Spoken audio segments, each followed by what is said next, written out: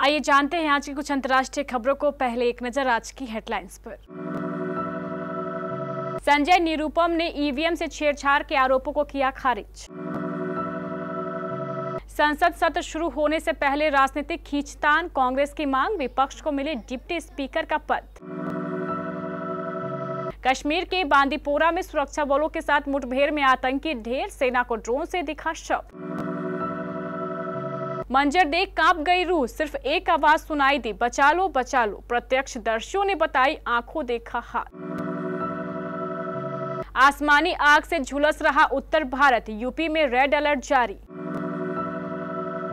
Gaza में सेना के इस कदम पर भड़के इजरायली पीएम, फैसले को बताया नामंजूर।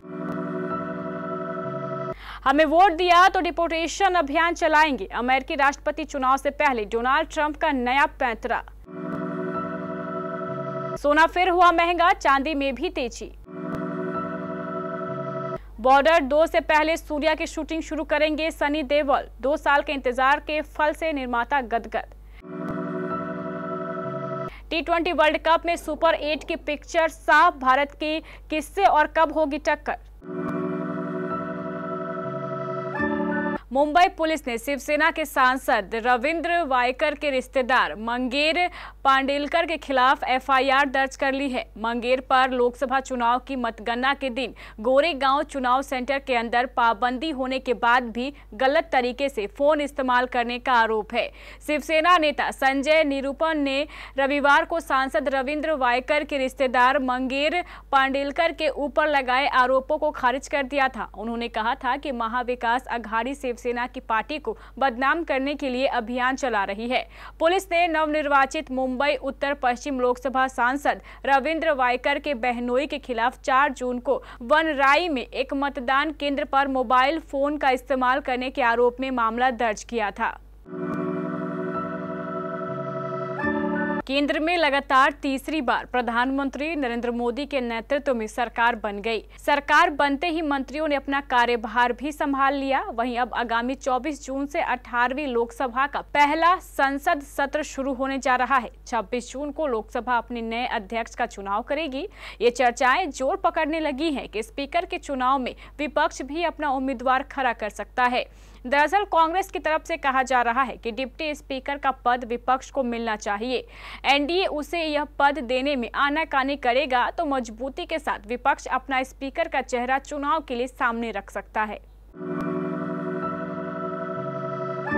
उत्तरी कश्मीर के बांदीपोरा जिले में आतंकियों के साथ मुठभेड़ में एक आतंकी को ढेर कर दिया गया है। इस इलाके में 2 आतंकियों के छिपे होने की खबरें थी, जिसके बाद सुरक्षा बलों ने ये कार्रवाई की। ये मुठभेड़ बांदीपोरा के अरागम इलाके में रविवार देर रात हुई थी। सुरक्षा बलों ने इलाके को चारों तरफ से घेर कर तलाशी अभियान शुरू किया। ड्रोन के जरिए इलाके में आतंकी के शव का पता चला। ढेर आतंकी के हाथ में M4 राइफल भी देखी गई। जम्मू क्षेत्र में आतंक की एक के बाद एक 4 घटनाएं होने के बाद chief of defence staff general Anil Chauhan आज जम्मू में सुरक्षा स्थिति का जायजा लेंगे। वह नगरोटा में व्हाइट नाइट कॉर्प्स के साथ महत्वपूर्ण बैठक की अध्यक्षता भी कर सकते हैं। रुद्रप्रयाग जिले में जिस जगह पर टेम्पो ट्रेवलर गिरा था, वहां का मंजर देखकर रूह कांप गई थी और कलेजा मुंह में आने को हो गया था। चारों तरफ खून ही खून बिखरा था। बस एक ही आवाज सुनाई दे रही थी, हमें बचा लो, हमें बचा लो। घायल और मृतक एक ही जगह पड़े थे। कुछ के शरीर पर कपड़े तक नहीं थे। जैसे तैसे कपड़ों से स्ट्रेचर बनाकर रेस्क्यू कर रहे युवा घायलों को सड़क तक लाए। यह बात हादसे के बाद घायलों का रेस्क्यू करने वाले पहले प्रत्यक्षदर्शी रोहित डिमरी ने बताई। विश्व अखाड़ा परिषद गोरक्षा विभाग के जिलाध्यक्ष रोहित डिमरी और दीपक नौटियाल रुद्रप्रयाग के रैनतोली में हुए दर्दनाक हादसे के 10 मिनट बाद ही मौके पर पहुंच गए थे।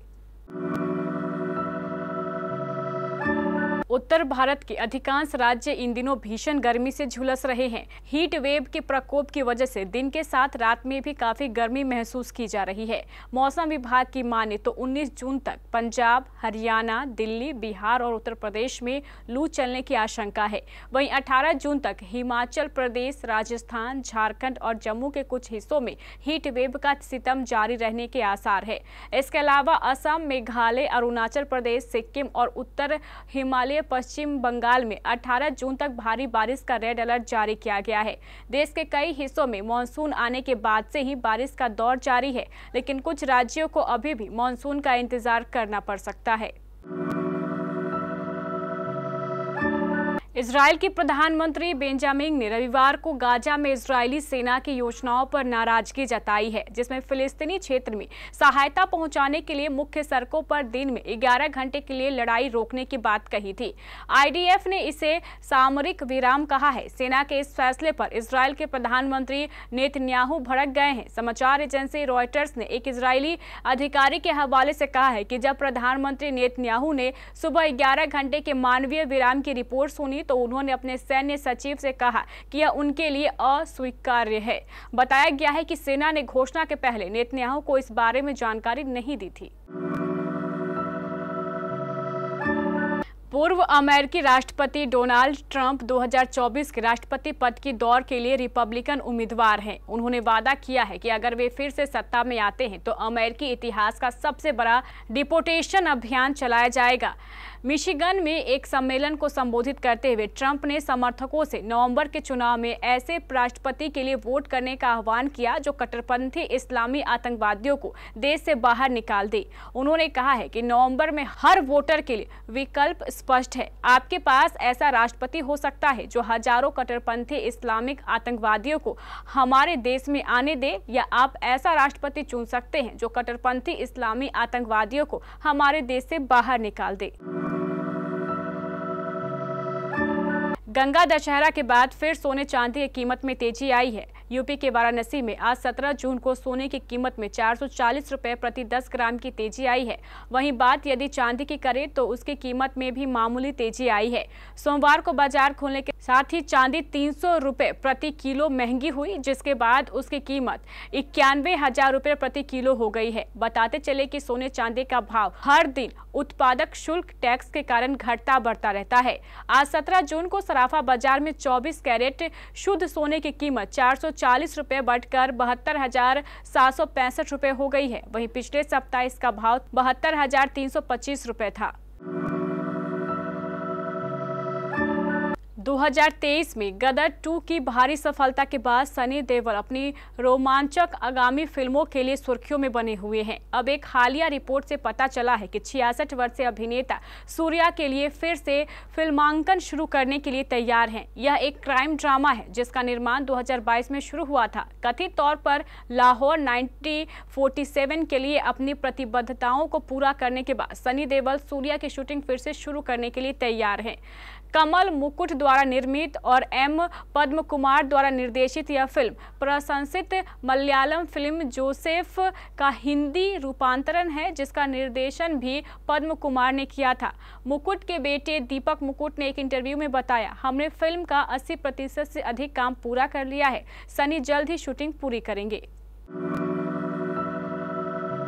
अमेरिका और वेस्टइंडीज की मेजबानी में खेला जा रहा T20 वर्ल्ड कप 2024 अब सुपर 8 में एंट्री कर चुका है। रविवार को स्कॉटलैंड के खिलाफ ऑस्ट्रेलिया की 5 विकेटों से जीत ने इंग्लैंड की किस्मत चमका दी और उसने सुपर 8 में एंट्री कर ली। साथ ही सुपर 8 में पहुंचने वाली 8वीं और आखिरी टीम बांग्लादेश बन गई है। बांग्लादेश ने नेपाल को 21 रनों से हराकर सुपर 8 में एंट्री मारी। ग्रुप ए से भारतीय टीम और अमेरिका ने क्वालिफाई किया। वहीं ग्रुप बी से ऑस्ट्रेलिया और इंग्लैंड ने एंट्री की है। ग्रुप सी से अफगानिस्तान और वेस्टइंडीज ने जगह बनाई है, जबकि ग्रुप डी से साउथ अफ्रीका और अब बांग्लादेश सुपर 8 में क्वालिफाई कर चुका है। रोहित शर्मा की कप्तानी वाली भारतीय टीम सुपर 8 स्टेज में अपना पहला मुकाबला 20 जून को बारबाडोस में खेलेगी। यह मैच अफगानिस्तान के खिलाफ होगा। इसके बाद दूसरा मुकाबला 22 जून को एंटीगा में होगा। इस मैच में बांग्लादेश से टक्कर होगी।